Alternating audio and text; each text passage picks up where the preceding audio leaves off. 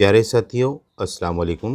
Bridge course मज़मून रियाज़ी जमात पंजुम तालीमी साल 2021-22 हम आपके सामने ये वीडियो लेकर आए हैं। अभी आपने सब्सक्राइब ना किया हो तो उसे सब्सक्राइब कर लीजिए। ब्रिज कोर्स ये दो जमातों को जोड़ने वाला कोर्स है। हम साबिक़ा जमात में क्या पढ़े थे इसके बारे में मालूमात हासिल करेंगे।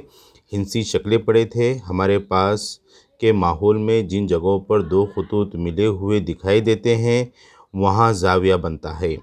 जैसे दो दीवार है, एक दीवार आड़ी है, एक दीवार खड़ी है, वहाँ पर ज़ाविया बन गया। टेबल के कोर है,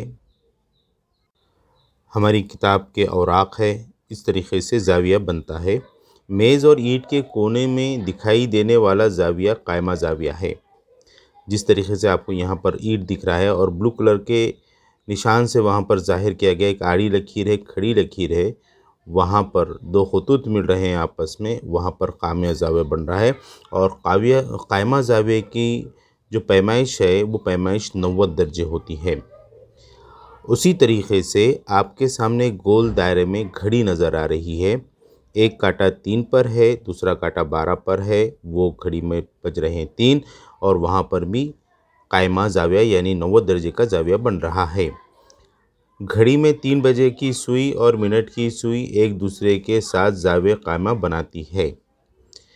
घड़ी में 2 बजे हो तो दिखाई हुई घंटा सुई और मिनट सुई से बनने वाला ज़ाविया कायमा से छोटा होता है, उसे हादा ज़ाविया कहते हैं।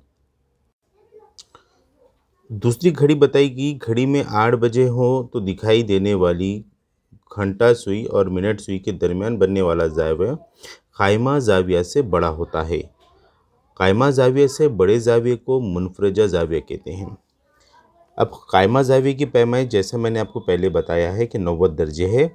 90 दर्जे से अगर ज़ाविया बड़ा है तो वो मुनफरजा ज़ाविया है, अगर ज़ाविया छोटा है तो वो हादा ज़ाविया है। आपको ये बात समझ में आ गई? आमोज़शी महासिल मेरी समझ में आ गई। ज़ाविया और ज़ाविये की किस्में मेरी समझ में आ गई। ज़ाविये की 3 किस्में हैं। हादा ज़ाविया 90 दर्जे से कम, कायमा ज़ाविया 90 दर्जे और मुनफरजा ज़ाविया 90 दर्जे से ज़्यादा। ज़ाविये की 3 किस्में हादा ज़ाविया, कायमा ज़ाविया, मुनफरजा ज़ाविया।